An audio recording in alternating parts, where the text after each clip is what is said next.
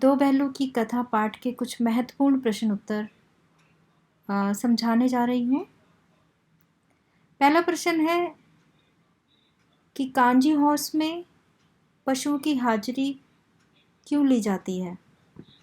तो बेटा यहाँ पे मैं बता दूँ कि कांजी हॉर्स वह स्थान है जहाँ पर आवारा पशुओं को बंद किया जाता है या रखा जाता है।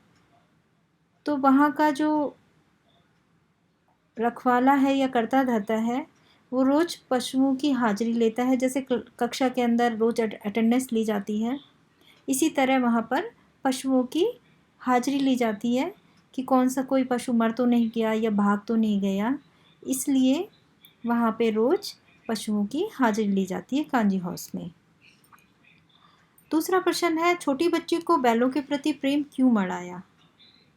अब मैं आपको यहाँ बता दूँ कि छोटी बच्ची की माँ सौतेली थी और वह बहुत उसको परेशान करती थी, उसको दुख देती थी, मारती थी, पीटती थी। वही चीज़ सेम बैलों के साथ होता था। गया उन्हें खाना नहीं देता था, उन्हें मारता था, पीटता था, उसके साथ बुरा व्यवहार करता था। तो दोनों की स्थिति जो थी वो एक जैसी थी, इसलिए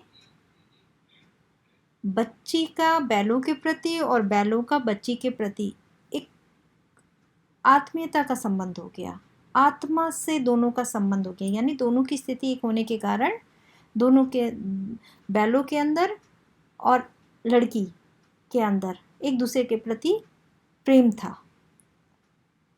तीसरा प्रश्न है, कहानी में बैलों के माध्यम से कौन से नीति विषयक मूल्य उभर कर आए हैं। अब नीति विषयक मूल्य क्या होते हैं। नीति विषयक मूल्य होते हैं कि इस कहानी में क्या बताने का प्रयास किया है। तो सबसे पहले हम ये देखेंगे कि किस प्रकार हीरा के अंदर औरत के प्रति स्नेह और प्रेम है। कि जब मोती ने बोला कि बच्ची की माँ के पेट में सींग घुसेड़ दूँ, तो हीरा ने मना कर दिया कि औरत जात पे सींग चलाना हमारा धर्म नहीं है। दूसरी चीज़ कि किसान और पशु के बीच किस तरह का संबंध होना चाहिए, एक प्रेम का संबंध होना चाहिए। तो वो चीज़ दिखाया गया कि किस प्रकार झूरी और बैलों के प्रति किस प्रकार से वो अपने प्रेम को दर्शाता था, क्योंकि जानवर भी संवेदनशील होते हैं, वो प्यार और ममता को समझते हैं। तीसरी चीज़ ये बताया गया है कि आज़ादी जो है वो आसानी से नहीं मिलती, उसके लिए बहुत संघर्ष और प्रयास करना पड़ता है।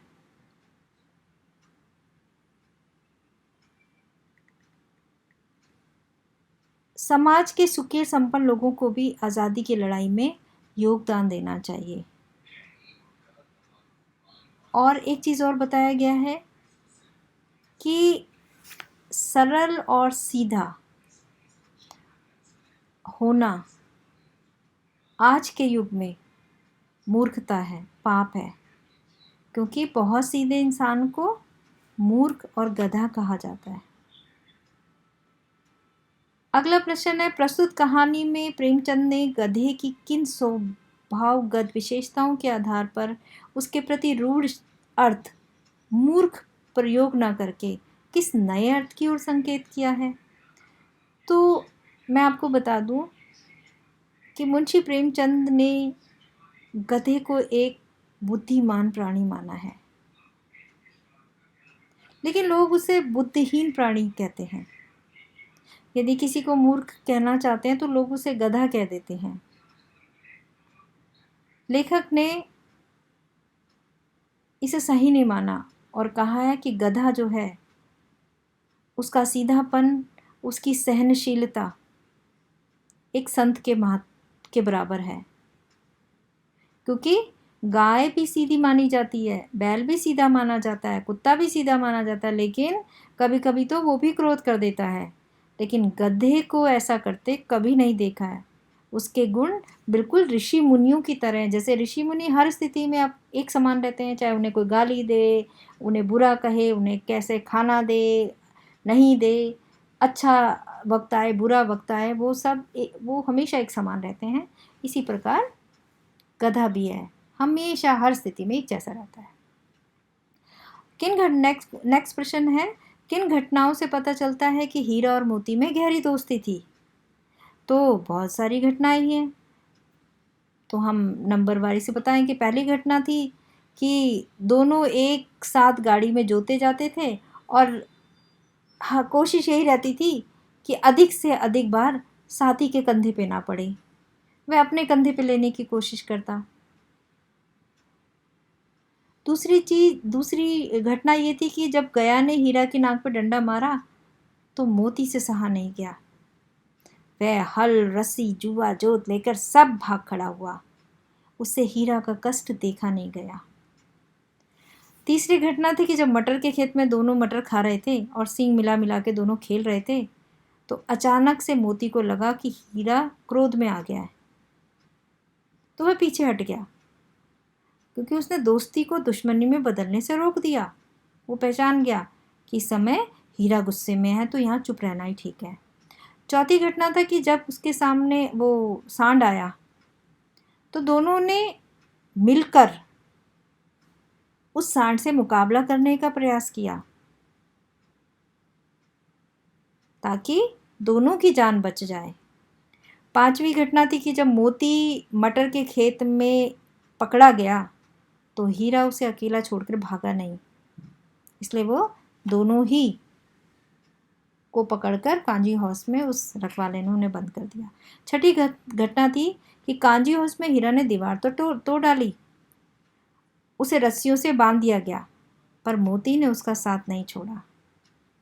पहले तो उसने बाड़े की दीवार तोड़कर हीरा का अधूरा काम पूरा किया, फिर उसका साथ देने के लिए उसी के साथ बांधा भी गया। सबसे इंपॉर्टेंट क्वेश्चन है, औरत जात पे सींग चलाना मना है, ये भूल जाते हो? ये हीरा ने मोती से कहा। तो इस कथन के माध्यम से स्त्री के पति प्रेमचंद के दृष्टिकोण को स्पष्ट कीजिए। लेकिन औरत जात पे सींग चलाना मना है, हीरा के इस कथन के माध्यम से पता चलता है कि प्रेमचंद ने नारी जाति को अत्यधिक सम्मान दिया है, क्योंकि नारी जो है वो विभिन्न रिश्तों में बंधी हुई है। वह त्याग, दया, ममता, सहनशीलता के एक जीता जाता उदाहरण है।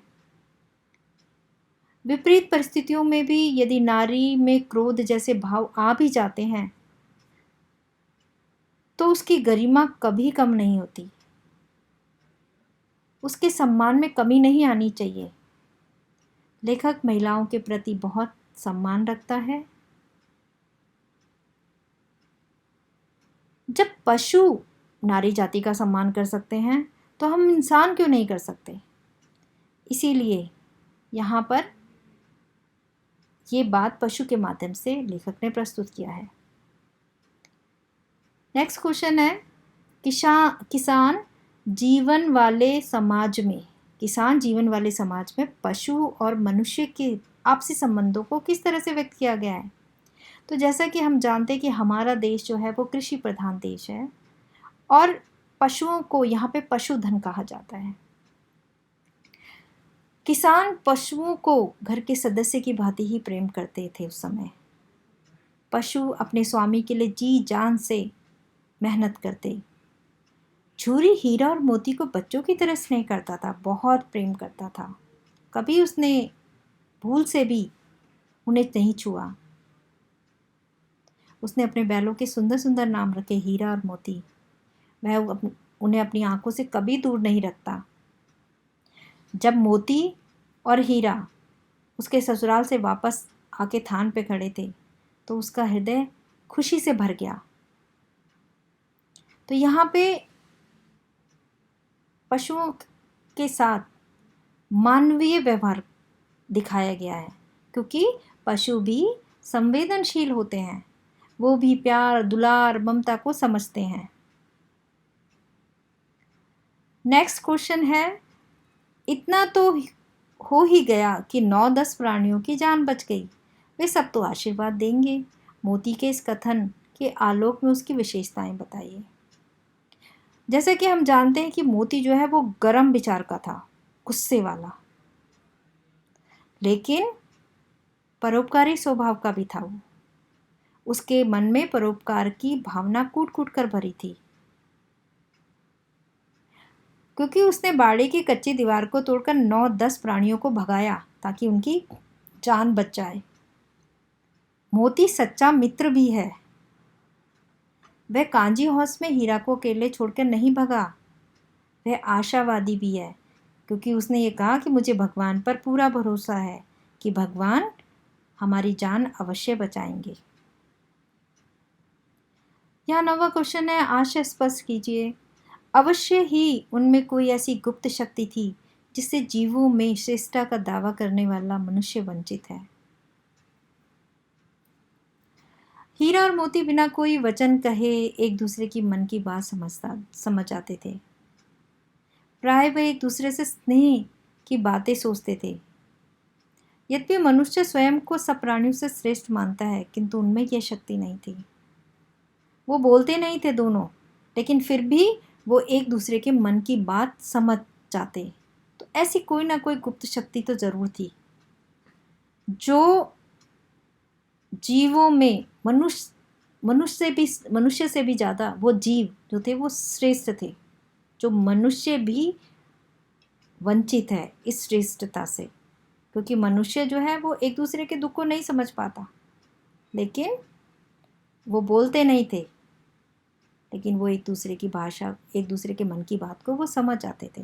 तो वो मनुष्य से भी ज़्यादा सर्वश्रेष्ठ थे, उनके अंदर एक ऐसी शक्ति थी। हीरा और मोती बिना कोई वचन कहे एक दूसरे की बात को समझ जाते थे। नेक्स्ट है, उस एक रोटी से उनकी भूख तो शांत नहीं होती थी, पर दोनों के हृदय को मानो भोजन मिल जाता था। तो यहाँ पे मैं ये समझाने का तुम्हें प्रयास कर रही हूँ कि वो जो लड़की, भैरव की लड़की थी, छोटी बच्ची थी, वो एक रोटी हीरा के मुंह में डालती, एक रोटी मोती के मुंह में डालती।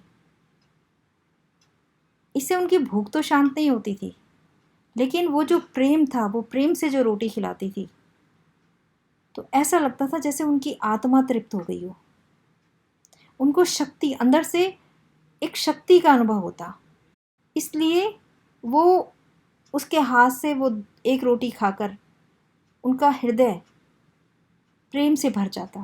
नेक्स्ट है, गया ने हीरा मोती को दोनों बार सूखा भूसा खाने के लिए दिया, क्योंकि वह हीरा और मोती के व्यवहार से दुखी था। नेक्स्ट क्वेश्चन है, हीरा और मोती ने शोषण के खिलाफ आवाज उठाई, लेकिन उसके लिए प्रताड़ना भी सही। हीरा और मोती की इस प्रतिक्रिया पर तर्क सहित अपने विचार प्रकट कीजिए।